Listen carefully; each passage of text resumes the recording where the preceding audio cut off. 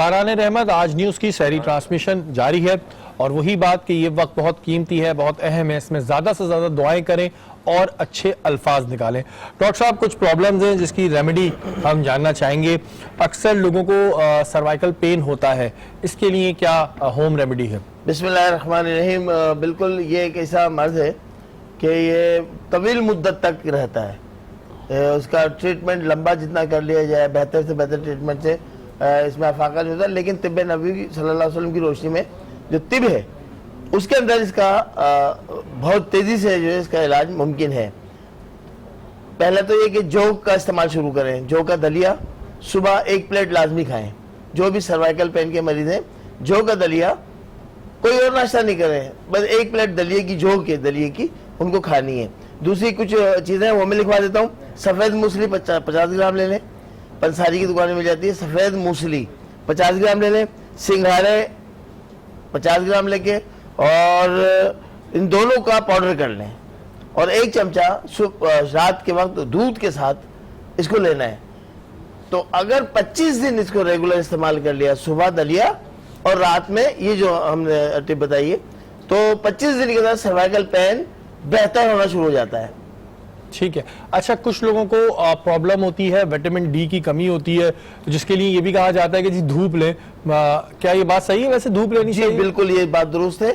पहले की माएँ और बुजुर्ग खवातीन जो होती थी, अपने कमसिन बच्चों को भी सुबह की जो 7 बजे की 6 बजे की धूप होती है उसमें लेके बैठती थी।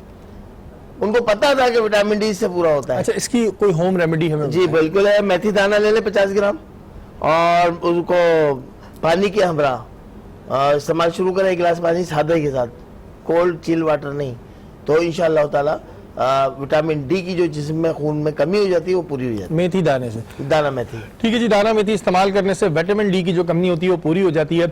और एक और चीज़, मैं अभी जब बातों से बातें निकल रही थी तो मुझे याद आया, असफर भाई, जब आप वेस्ट में थे और उस वक्त हम मंगो पीर की अगर बात करें तो मंगो पीर में तालिबान का एक बड़ा होल्ड था और उधर जो है उनके अपने नेटवर्क्स भी थे, उनके ऑफिसेज भी थे, उधर भी आपने क्रैकडाउन किया था, उसके बारे में हमें ज़रा बताइएगा।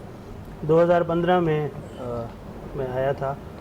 15 और 16 के मिड तक तकरीबन 19-20 महीने में वहाँ पे रहा और ये वो ज़माना था जब ये ज़रबे अज़ब ऑपरेशन जो है बिल्कुल वो शुरू हुआ था। और वो हुआ था जब हमारा सानिया पेशावर हुआ था। पेशावर आर्मी पब्लिक स्कूल के ऊपर जब अटैक हुआ और मासूम हमारे नन्हे मुन्ने बच्चे जो जिनकी किताब की उम्र थी उनको खून में और गोलियों से नहलाया गया।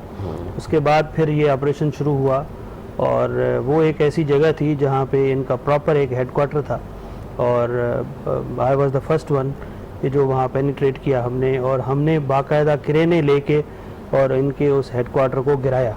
वहाँ पे हुकूमत खाने बने हुए थे, वहाँ पे अंडरग्राउंड सुरंगें बनी हुई थी जहाँ पे बंदों को ला के और वहाँ पे वो ज़िबा करते थे लोगों को।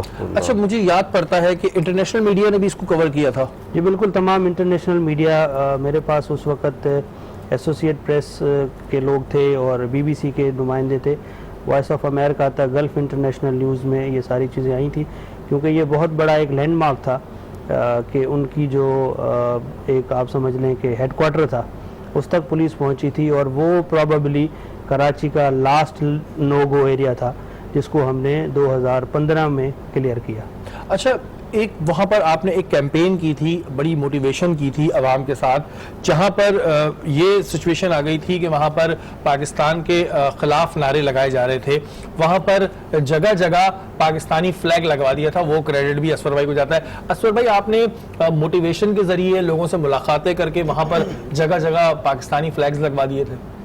देखिए, हमारे लोगों को ना गुमराह किया गया था, खुसूसी तौर पे जो लोग हमारे पश्तून बेल्ट से या जो कराची से बाहर से लोग आए उनको ये बताया गया कि जी यहाँ पे स्प्लिट ऑफ स्टेट नहीं है और ये फेलियर स्टेट होने जा रही है और यहाँ पे निज़ाम ख़त्म हो जाएगा, यहाँ पे फ़लाँ निज़ाम आ जाएगा, तो लोगों को बहकाया गया था। तो वहाँ पे फिर उनसे मीटिंग्स की और फिर वहाँ पे उनको इसी बात पे मोटिवेट किया कि पाकिस्तान बना जब एक झंडे के नीचे है और पाकिस्तान का मतलब जब ला इलाहा इल्लल्लाह, तो फिर इसमें और कोई स्लोगन हो नहीं सकता। इसमें ना कौमियत इन्वॉल्व है ना इसमें कोई और ग्रुप इन्वॉल्व है। ये मुल्क इसी एक जो हमारा सब्ज़ हिलाली परचम है इसके नीचे ही फलेगा फूलेगा तरक्की करेगा और इसी स्लोगन ला इलाहा इल्लल्लाह के स्लोगन के तहत ही ये काम करेगा।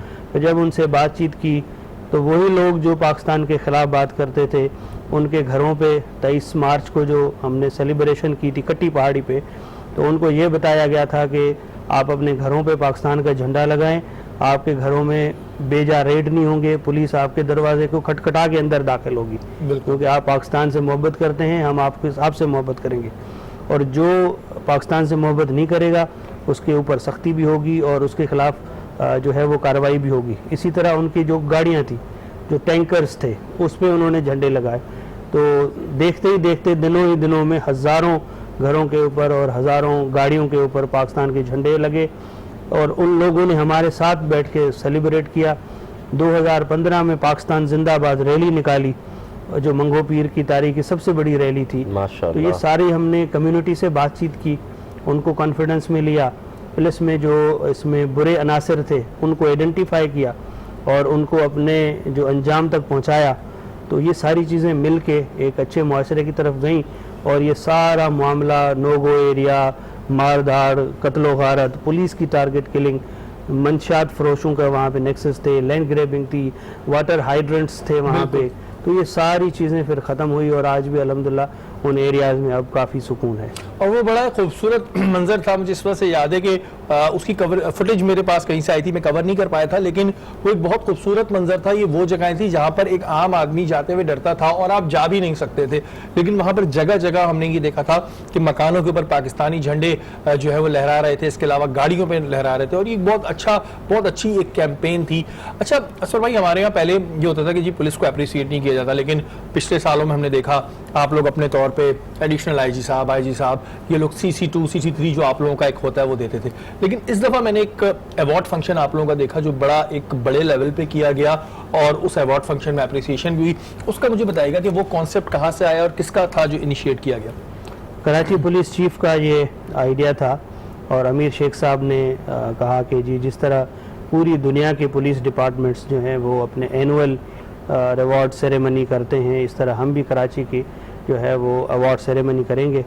और इसमें फिर हमने जो इसमें ऑर्गेनाइजिंग कमेटी थी, अमीन यूसुफ जई साहब हमारे हेड थे और SSP साउथ पीर मोहम्मद शाह, मैं SSP कोरंगी अली रज़ा, तो हम सब ने मिल के महीनों तक इस पे काम किया।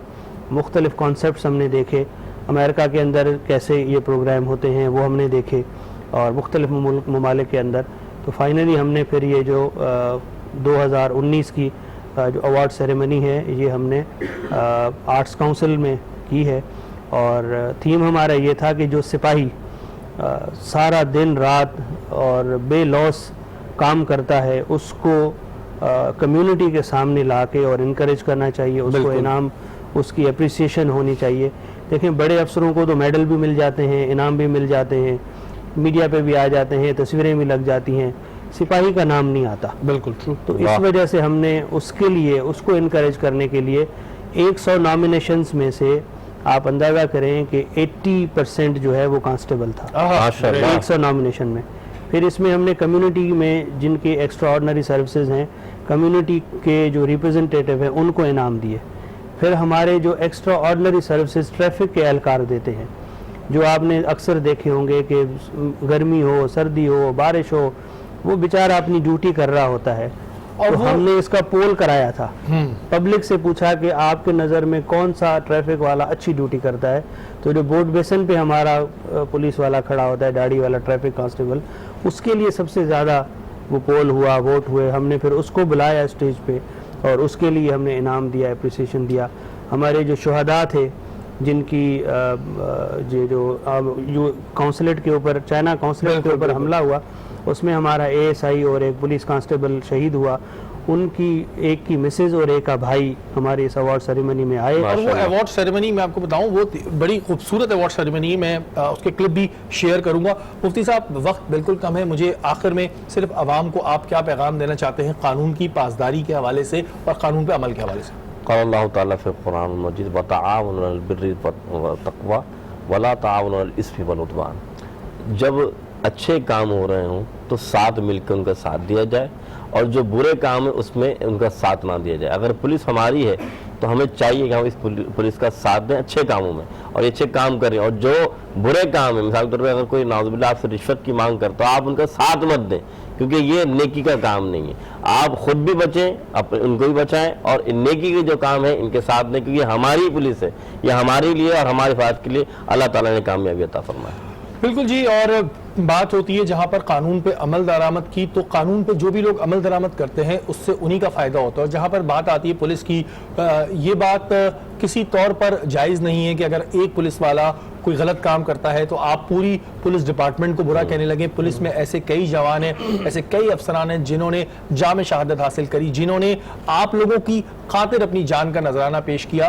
तो इस डिपार्टमेंट की आप इज्जत भी करें और कानून पर अमल भी करें। कल इंशाअल्लाह ताला दोबारा मुलाकात होगी। अपने मेजबान सैयद शहरियार आसिम को इजाज़त दीजिए। अल्लाह ने के बाद।